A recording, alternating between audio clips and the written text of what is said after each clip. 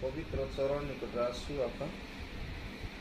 ମୋର ବାକ୍ୟ ଅନୁସାରେ ଆମମାନଙ୍କର ଢାଲ, ଦୁର୍ଗ, ଆଶ୍ରୟସ୍ଥଳ ଆଉ ରକ୍ଷାକର୍ତ୍ତା ତୁମେ ଅଟ।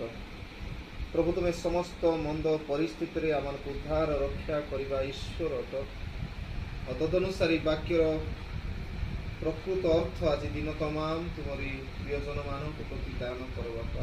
ବିଶେଷତଃ ପ୍ରାର୍ଥନା କରି ତୁମରି ସନ୍ତାନ ସୁନୀଲ ବାହାଦୁର ମଧ୍ୟ ତୁମରି ସନ୍ତତି ସଂଯୁକ୍ତାରାଣୀ ବାବୁଙ୍କୁ ତୁମେ ଆଶୀର୍ବାଦ କରି ପ୍ରଭୁ ଅନେକ ଦିନ ବିଶେଷ କରି 13 ବର୍ଷ ପର୍ଯ୍ୟନ୍ତ ଏହି ରାୟଗଡ଼ାରେ ସଂସ୍ଥାପିତ ହୋଇ କାର୍ଯ୍ୟ ଦେଲ ପ୍ରଭୁ। ଅନେକ ମାଣ୍ଡଳିକ କ୍ଷେତ୍ରରେ ପୁଣି ସାମାଜିକ କ୍ଷେତ୍ରରେ ଅନେକଙ୍କ ନିମନ୍ତେ ଆଶୀର୍ବାଦର କାରଣ ତୁମେ ପାଲଟିଲ। ଧନ୍ୟବାଦ ପ୍ରଭୁ।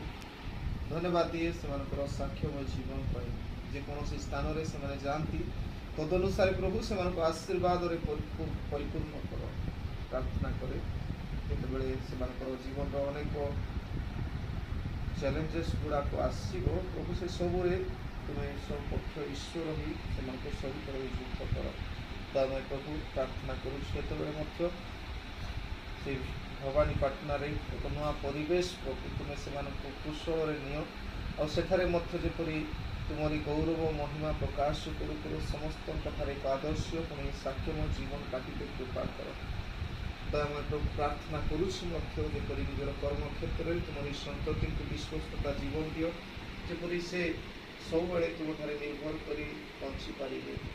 ଅନୁଗ୍ରହରେ ସେମାନଙ୍କ ଦାମ୍ପତ୍ୟ ଜୀବନରେ ଜୟକୁ ତୁମେ ଦେଇଛ, ତାକୁ ମଧ୍ୟ ଏକ ଉତ୍ତମ ପରିବାର ମଧ୍ୟରେ ରଖି ପ୍ରଭୁ ତୁମେ ଗଢ଼େଇ ନେଲ, ତାକୁ ଶିକ୍ଷା ଦୀକ୍ଷାରେ ବଢ଼ାଉଛ, ଆତ୍ମିକ ଜୀବନରେ ମଧ୍ୟ ବଢ଼ାଉଛ। ଧନ୍ୟବାଦ ଦିଏ ସେଠାରେ ମଧ୍ୟ ସେ ଯେପରି ଏହି ସଣ୍ଡେ ସ୍କୁଲରେ ଯେଉଁ ପ୍ରଭାବ ବିସ୍ତାର କରିଥିଲା ତଦନୁସାରେ ସେଠାରେ ମଧ୍ୟ ଯେପରି ସେ ପ୍ରଭାବ ବିସ୍ତାର କରିବା ତୁମେ ଗୌରବ ପାଇବ ସାହାଯ୍ୟ କର ପ୍ରଭୁ। ଯେଉଁ ସ୍ନେହ ପ୍ରେମ ଦେଇ ପ୍ରଭୁ ଏଠାରେ ଆମମାନଙ୍କୁ ଏକ ସହଭାଗିତାର ଜୀବନ ଦେଇଥିଲେ ଗୋଟିଏ ପରିବାର ସଦୃଶ୍ୟ, ସେ ସବୁ ଆମେ ସ୍ମରଣ କରି ତୁମକୁ ଧନ୍ୟବାଦ ଦେଉ ପ୍ରଭୁ।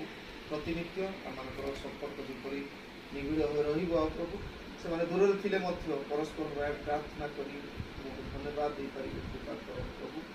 ସମସ୍ତ ଆସୁବା ପତ୍ର ସେମାନେ ପ୍ରେରଣ କରି ସାରିଛନ୍ତି, ଆଉ ବର୍ତ୍ତମାନ ସେମାନେ ବାହାରିବେ ଜୀବ ଜ୍ଞାନରେ ତୁମେ ଜୀବିତ ଈଶ୍ୱର ସେମାନଙ୍କ ସହିତ ତୁମେ ଗତି କର। ସୁସ୍ଥ ସବଳ ଶରୀରରେ କୁଶଳରେ ପହଞ୍ଚିବା ପାଇଁ ଦୟା ଅନୁଗ୍ରହ କର ପ୍ରଭୁ। ପ୍ରାର୍ଥନା କରେ ପ୍ରଭୁ ଭଉଣୀ ପାଇଁ ମଧ୍ୟ ସ୍ଲାରୀ ପାଇଁ ସେମାନଙ୍କୁ ଆଶୀର୍ବାଦ କର ପ୍ରଭୁ। ଆମ ପ୍ରତ୍ୟେକଙ୍କୁ ତୁମ ପବିତ୍ର ଅବସ୍ଥା ତଳେ ଦେଇ ଆଜି ଦିନ ତମାମ ପ୍ରତ୍ୟେକ କାର୍ଯ୍ୟରେ ଆଶୀର୍ବାଦ କର ବୋଲି, ବିଶେଷ କରି ତୁମରି ପ୍ରିୟ ପରିବାର ଯାତ୍ରାକୁ ତୁମେ ସଫଳ କର ବୋଲି ପ୍ରାର୍ଥନା। ଜୀବିତ ପ୍ରାଣକର୍ତ୍ତା